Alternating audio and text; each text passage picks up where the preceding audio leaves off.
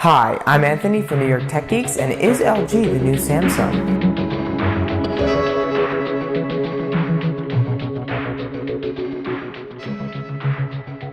With the announcement of LG's new flagship, many are comparing it to the Galaxy S6 and Edge. I'll be giving you both opinions in this video, and I'll let you know my own at the end. Let's start with, yes, LG is the new Samsung. Samsung has been known for function over form since the Galaxy S3.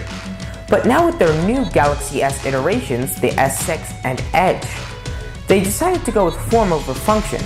The new metal and glass design come with a few drawbacks. There is no longer a micro SD card or a removable battery, which Samsung pushed in its wall hugger ads for the Galaxy S5. Are you changing your battery? Yep. Is that the new Samsung? Yep. Have a good one, man. Samsung's ads through the years shown how Samsung one-ups Apple with their iPhone.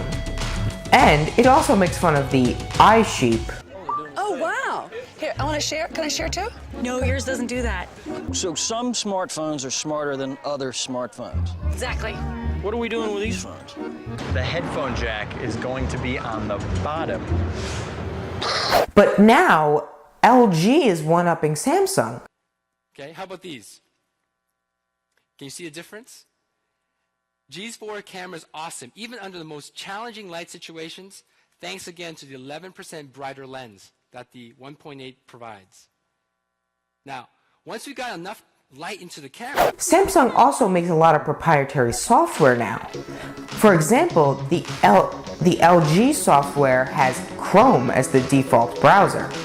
But Samsung's Galaxy Gear watches only work with Samsung phones. Sound familiar?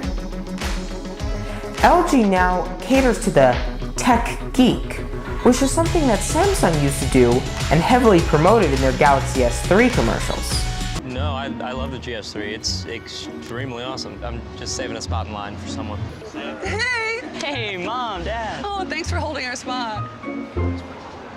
But now if you look at the Samsung Galaxy S6 ad, it heavily promotes the looks of the phone and the new premium design, rather than the hard-to-use features that everyone knows and loves in the Samsung Galaxy devices.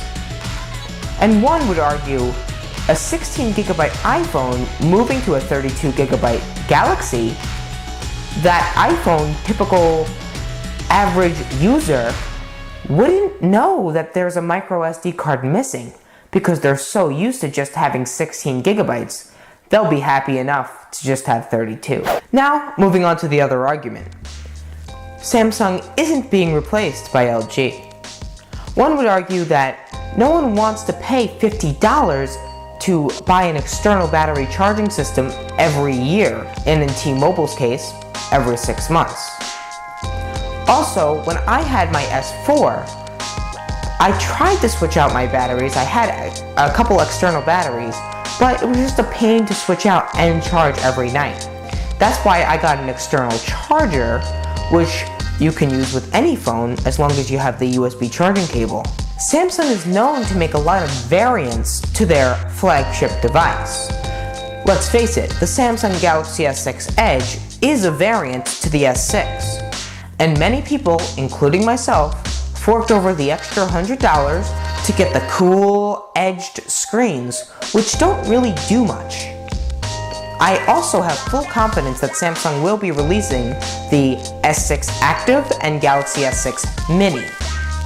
Also, Samsung is known for their quirky features. Gestures are still on the S6, S-Voice is still there, we have wireless charging, Samsung Pay will be coming out this summer, and that's going to revolutionize the payment systems because now the payment terminal doesn't need an NFC reader. It can use the traditional magnet card swipe method, something Apple Pay and Google Wallet do not have.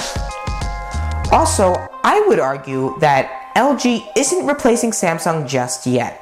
I think Samsung is still doing what they do best. But I do think LG is going in a different direction. I think they're trying to become more of a Nexus phone rather than a flagship line. They are catering to those tech geeks instead of the mainstream market, especially with their new integration of Google Apps.